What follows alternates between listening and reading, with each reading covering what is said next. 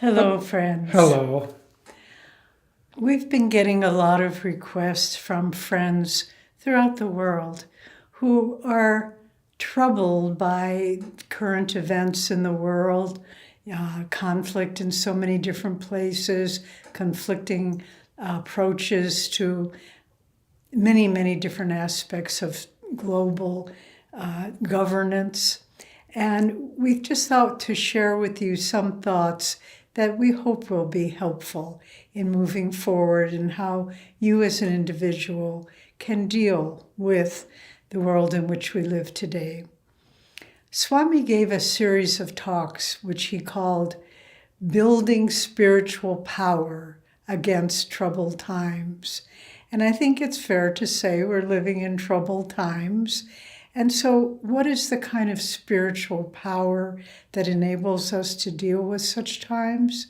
Well, first of all, it is based on a deep inner life in which we have, through meditation and discipleship, we feel that we are part of a greater reality, that the shifting sands of this world are not that ultimately the final reality. The Master says in Autobiography of a Yogi that souls reincarnate on this earth again and again, particularly to learn how to work with the material world. I found that very interesting, that there are other worlds you can go to where the material world is not that dominant. But in this world, this earth, it is. It has a tremendous sense of reality and of dominance over the subtler worlds. And so for us to learn how to deal with the material realities around us, whether we're living in an area where there is armed conflict or whether we watch things happen on the news that are upsetting to us. But ultimately, we must learn to find that strength within ourselves and that experience, not just a mental affirmation or thought, but the experience that the true reality lies within ourselves. And then that gives us the strength to deal with whatever comes. You know, in the fight for Indian independence, Gandhi's nonviolent movement, it took tremendous courage to do what they did and not to be violent and to stand up and be beaten down by the British physically and emotionally and mentally, economically, every single way they did during the colonization of India. But the courage it took to know this is true and this is right. Gandhi called his movement the Sangraya movement, the movement of truth. And that's very, very important in these troubled times, to find truth not in what you read in the social media, what this left-wing or right-wing news broadcast offers you, but the truth within yourself. That's where truth lies. It doesn't lie in other people's opinions. And to start by finding that truth, that center within yourself, so as Master said, we can stand unshaken amidst the crash of breaking worlds. But as well as having that courage and strength and alignment with truth, I would say more important is faith in God. This is His world. He knows what He's doing, he or she, however you want to phrase that. But to understand that his human history in part is played out by choices that human beings make, but there's a much greater plan. There's a divine plan. Part of that is the cycles of the yugas, which are great galactic cycles where human consciousness rises, ascends in a 24,000-year cycle, and then descends. Right now we are in an ascending age of Dwapara Yuga, but it's still an age of instability and conflict and inability to really recognize true values and truth at this point in Dwapara Yuga. The higher ages, Treta Yuga, Satya Yuga, there's more alignment. But I read, somebody said something very interesting. What is free will? Free will is true free will, not just desires or inclinations or superficial motivations, but true free will is to do the will of God.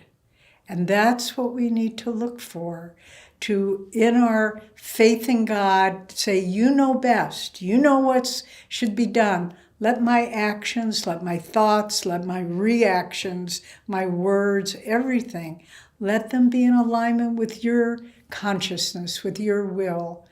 And if we can do all these things, we will find that not only can we weather the storm of troubled times, but we can be a source of hope and strength and guidance and direction for others. And so our Guru has given us so much, and Swami has amplified it and lived it so that we could see it in building communities and sharing these teachings and spreading Master's mission of world brotherhood throughout the world. And so we just need to follow these lights to the full extent that we can. And if we do, the troubled times, I think, the waves begin to diminish if enough people can align themselves with divine truth and divine will. All the fluctuations of the human ego will begin to fade, and people can stand unshaken no matter what happens. So I hope these thoughts are helpful to you.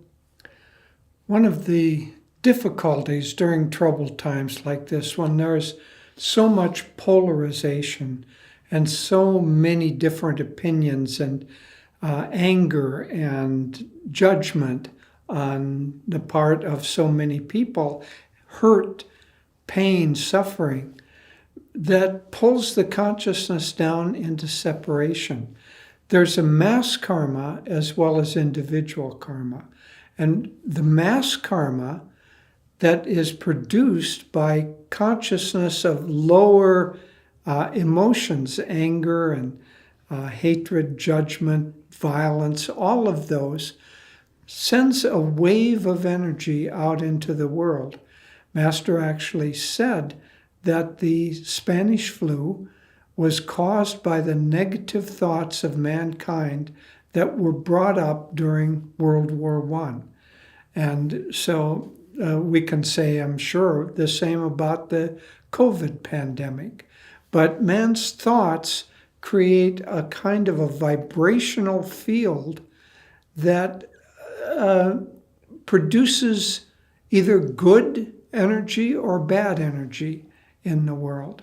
And so right now, with so much tension and so much polarity, there's a lot of negative thought patterns going out. We as devotees, most especially, have to counter that, not by getting drawn into the negativity, not by fighting against the ill and the evildoers, whoever we see those to be, but rather by lifting our consciousness, by putting out vibrations of peace and harmony and joy and goodwill. In our meditations, what we should try to do is to tune in. Master actually defined meditation as deep concentration on God or on one of his 8 qualities, eternal qualities, like love and peace and calmness and joy and wisdom. In our meditation, then, we should try to meditate on those qualities, to focus on them, to focus at light in the spiritual eye, to hear the sound of Om. These are unifying elements in nature. And if we can attune our energy to those inwardly and keep our consciousness uplifted, then our thought waves going out will create a magnetic pattern that will help counter that which we don't like. So let's be warriors. but let's be warriors of light, of love, and joy. God bless you.